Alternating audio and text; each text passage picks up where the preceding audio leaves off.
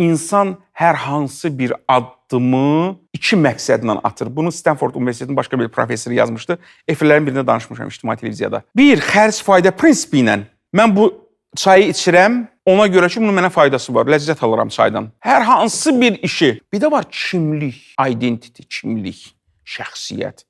Bu işi görmək mənə yaraşırmı? Bəli. Mənə yaraşır.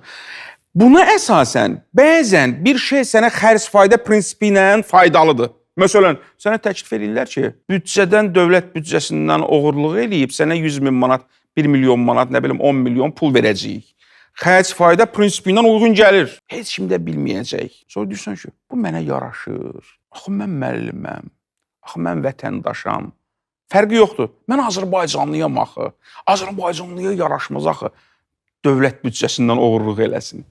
Kimlik məsələsi. Clear deyir ki, vərdişlərə ki başladın, yaxşı vərdişə. O kimlik məsələsini yadında saxla. Misal üçün, artıq çəkim var, arıqlamaq istəyirsən.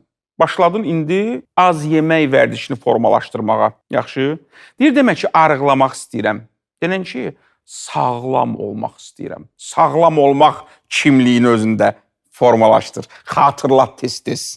Hədəf odur. Hədəf kimlik verir də insana.